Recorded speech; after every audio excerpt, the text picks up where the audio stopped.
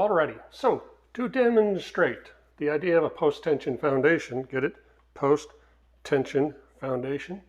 I have temporarily stolen my granddaughter's building blocks, and we're going to use this. This is our foundation. This is a slab. We'll just say that's our slab.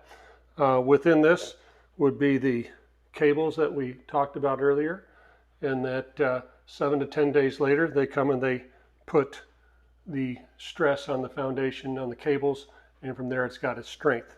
But until then, there's really no strength in that concrete. So, like, the idea is, if I were to put pressure on this, if, you know, blocks by themselves, I mean, they have no real, nothing magic to them, but as soon as I do this, okay, if I put pressure, I can lift the entire foundation and walk with it. I could tilt it, and the idea that this thing can turn is pretty simple.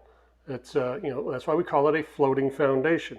If I've got really crummy soils and the soil's always moving, the slab will move like a aircraft carrier on an ocean. It won't bend, but it'll generally just do this. So that's a floating foundation.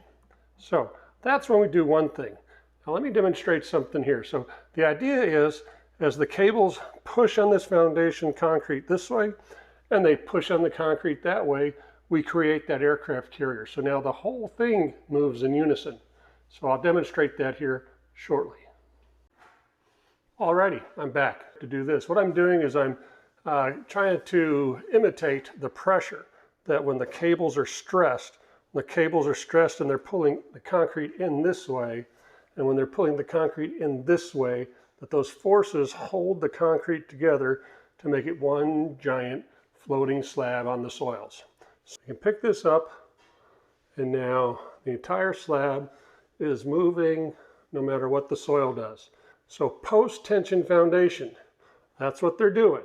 It's a floating slab because the pressures exerted by the cables allow the concrete to float just like a giant aircraft carrier in the ocean.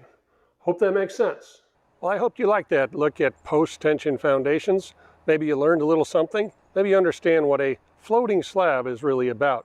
I'm Dave Yelovich with Homes Built Right. I appreciate you stopping by. Like the video if you liked it.